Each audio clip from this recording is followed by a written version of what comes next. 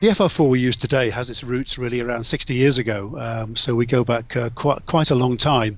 Of course, there's an FR-4 today. As you might imagine, there was an FR-1, an FR-2, and FR-3 as well, and FR-5 for that matter.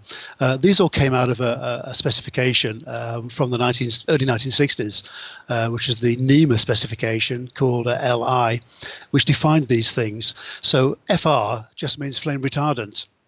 That's all it means. There are other grades. There are grades called G1, G2, G3, and G4. These, or G10 was a very common material as well. The G meant non-flame retardant. So that was the distinction we could find straight away from the beginning. So FR4 basically means it's the fourth generation of materials in the NEMA classification system. And what that means is it defines the resin kind and the reinforcement kind. And just to explain what that means, all PCB substrates have two real parts. One is the conductor, which is copper generally, and I think we all understand how that works. The rest of it, though, is the substrate. It's the insulating material. Now, for most people, that's a kind of green thing that the circuitry sits on. Right. But actually, the green thing is a bit more than just one thing. It's a composite material. It contains a resin and a reinforcement.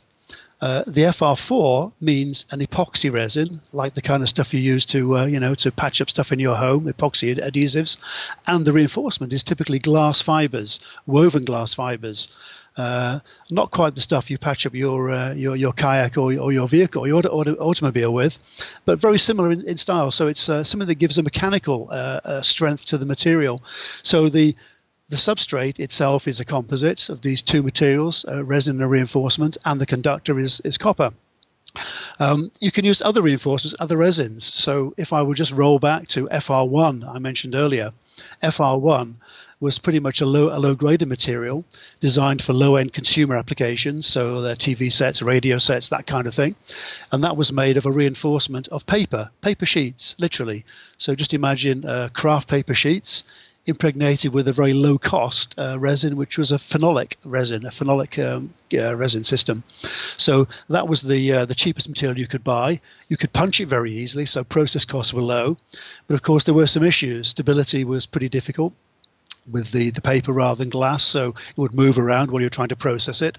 So trying to get tight features and precision on features was very difficult. And the resin, the basic resin was a very basic resin. It was very moisture absorption. It wasn't particularly good at insulating either. So down and dirty, I guess, would be the term that will be used. And still today, that material is available, and people are still using it for those kind of applications. But as you said, Judy, things have really moved on to FR4 being the staple. Right. And that's interesting that for more or less 60 years we've had the same basic structure of that material. It's true. It just shows you how good it was actually, and how smart the people were who first of all came up with this.